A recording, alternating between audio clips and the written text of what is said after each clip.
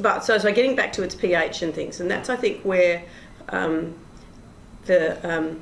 we see a lot of Viogniers around the world from time to time that they get oily and flabby and big, and sometimes almost sort of brown and oxidised, and that's because they sit at those sort of high pHs and they've got nothing in there to hold them together.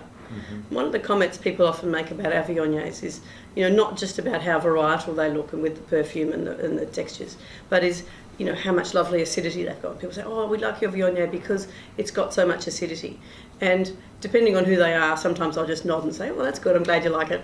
But if they're interested, I'll say, actually, it's interesting because they don't have very much acidity at all. They've still got that acidity of, that high pH and low acid. But what they've got are, some of those white phenolics, those white tannins that come from the skins. We don't want the big bitter ones. We're not trying to make big bitter astringent wines. But that refreshing bitterness, is how I describe it, and I mean that in a really positive way, which is quite acid-like, which gives length, which gives freshness, and they're also antioxidants, so they keep the wines together. They give the wines, longevity in the bottle, and that's what it is which holds them together. Your point about acid and phenolic bitterness or tannin in white wine is very well put, because when I'm teaching people to taste for our MS programs, that is one of the most common things they cannot discern between, is like, well, this is high acid. No, it's actually bitter.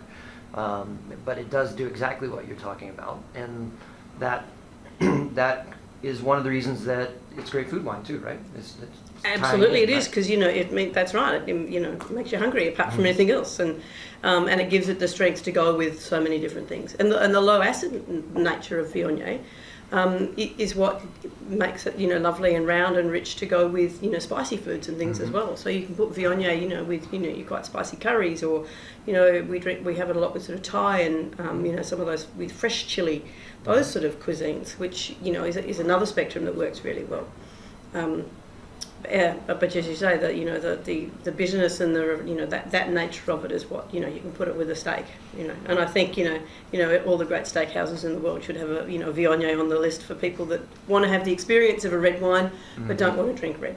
Right, or say that red wine bothers them. Yeah, because exactly. that happens. I heard that a lot as a sommelier. I can't drink red wine because it gives me a headache, or it bothers me for this reason or that reason.